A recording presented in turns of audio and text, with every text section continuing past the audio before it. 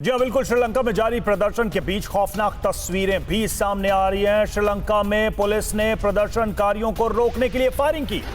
उग्र भीड़ को रोकने के लिए ताबड़तोड़ पुलिस ने फायरिंग की है। पुलिस ने तब फायरिंग की जब प्रदर्शनकारी कल राष्ट्रपति आवास में घुसने की कोशिश कर रहे थे। तस्वीरें हम आपको दिखा रहे हैं उसी फायरिंग के उस दौरान जब ये लोग राष्ट्रपति आवास में भवन में घुसने की कोशिश कर रहे थे, तब ये फायरिंग हुई थी। तस्वीरें देखिए।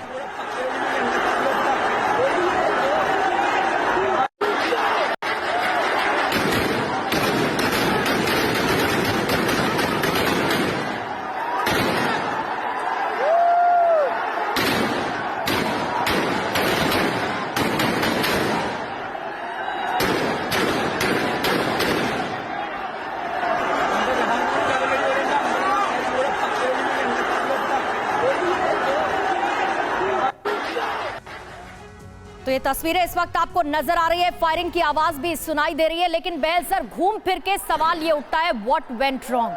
आपने कर्ज लिया, अलग अलग देशों से कर्ज लिया, लेकिन 10 सालों में उस कर्ज का सही इस्तेमाल कैसे करना है वो समझ नहीं पाई सरकार। ऊपर से कोरोना ने एक ताबूत में आखिरी कील के तौर पर काम किया जब इनका टूरिज्म पूरी तरह से ठप हो गया। इन चीजों को सरकार क्या रीड नहीं कर पाई या वो करना नहीं चाहती थी, भ्रष्टाचार में इतनी लिप्त थी, जिसके बाद ये स्थिति बनती हुई नजर आई। बिल्कुल सही कह रहे हैं आप, चाहे वो टूरिज्म हो $5 बिलियन का, और वो ना केवल कोविड की वजह से, ना केवल जो इस्लामिक आतंकवादी हैं उनकी अटैक जो हुआ था ईस्टर उसकी वजह से, लेकिन रशिया यूक्रेन के वॉर की वजह से भी काफ़ी हद तक ये मात्रा कम हो गई और हार्डली एनी टूरिस्ट एक्टिविटीज़ वहाँ पे हो रही हैं पिछले कई महीनों से।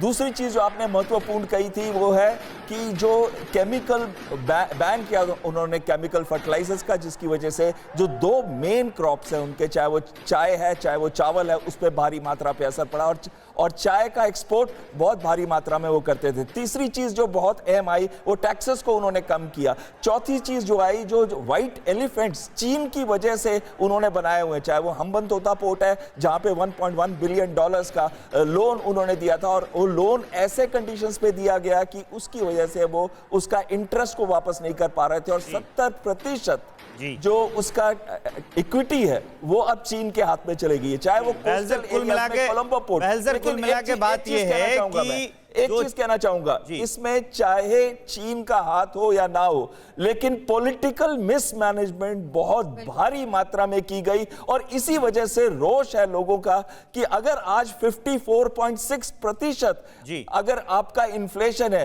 पेट्रोल मिल ही नहीं रहा, और जो उनका नेक्स्ट सेक्टर रह गया है वो है गारमेंट्स का सेक्टर, उसको पेट्रोल की जरूरत है और वो सेक्टर पे भी काम बंद होता जा रहा है, तो कहीं ना कहीं ये बहुत भारी इकोनॉमिक प्रॉब्लम अब श्रीलंका के सामने ये बेहतर कुल मिला के ये कह सकते हैं कि चीन के जाल में ये देश फंसता चला गया, इसको पता ही नहीं चला और वो धीरे धीरे पूरी तरह से जकड़ लिया, देश दिवालिया हो गया।